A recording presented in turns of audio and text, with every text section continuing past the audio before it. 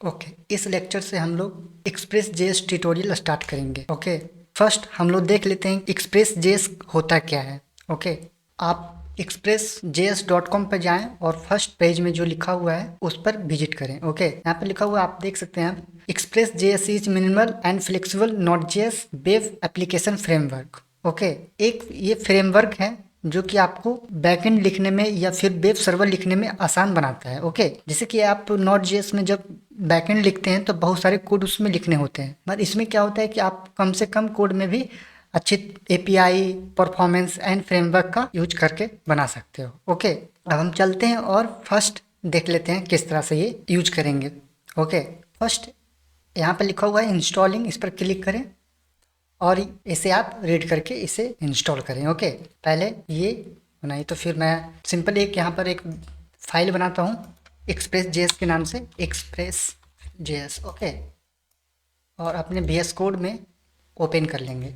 Simple इसमें click करा और दिस एक्सप्रेस जेएस। सिंपल आपको इसी तरह से करना है। अगर आप टर्मिनल का यूज करते हैं तो आप इस तरह से लिख सकते हैं। यहाँ पर फर्स्ट mkdir, ओके, उसके बाद cd, उसके बाद अपना ये कर सकते हैं। ओके, आप इसी तरह का इंटरफेस में आ जाएंगे। फर्स्ट हम लोग एक टर्मिनल ऑन कर लेते हैं, दिस। ओके, अब यहाँ पर फर्स्ट लिखना है क्या, npm init। ओके, सबसे पहले प्रोजेक्ट जब बनाएंगे हम लोग बैकएंड लिखेंगे तो सबसे पहले npm init को सेट करेंगे। सिंपल सिर्फ ये लिख देते हैं, इंटरफेस शो करेगा। सिंपल यहाँ पूछ रहा है पैकेज नेम, तो आप कुछ भी ले सकते हैं। सिंपल मैं एक्सप्रेस जेएस ही लिख देता हूँ इसमें, sorry.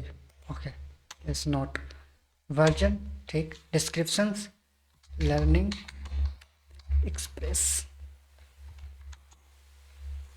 Yes, enter, no no, author लिख सकते हैं, ऑफर लिख देते हैं और यस। ओके, ये हमारा इनिट फाइल जो है पैकेज डॉट जेसन, ये हमारा सेट हो गया है। ओके, अब हम एक्सप्रेस जेएस को इंस्टॉल करेंगे।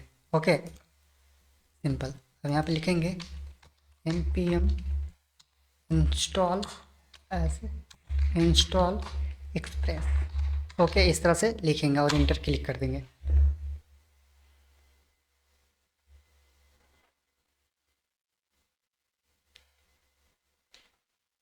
ओके, ये हमारा दो फाइल क्रिएट हो गया है, दोनों जेसन फोल्डर है। ये हमारा मॉड्यूल है जो कि आप पिछले वीडियो में देखे ही हैं। ओके, अब हम वेब सर्वर क्रिएट करते हैं। सिंपल एक यहाँ पर एक फाइल बनाएंगे जिसका नाम इंडेक्स रखेंगे, file index dot JS. Okay, इस तरह से फिर अब आप एक्सप्रेस जेएस को अपने फाइल में ऐड करेंगे। सिंपल लिखेंगे const express equal to require and this express। Okay, इस तरह से सिंपल यहाँ पर जो लिखा है, सिंपल यहाँ पर जैसे लिखा हुआ नेक्स्ट हेलो वर्ल्ड, मतलब फर्स्ट प्रोग्राम हेलो वर्ल्ड जब लिखेंगे तो इस तरह का इंटरफेस शो करेगा। ओके, सिंपल मैं इसी को यहाँ पर करता हूँ। सिंपल लिखेंगे const app equal to express JS this. Okay, उसके लिखेंगे app dot listen 3000 and callback functions add करेंगे ताकि जब चलेगा सर्वर तो हमें शो करे कि ऑन हो चुका है server. Okay, simple app running on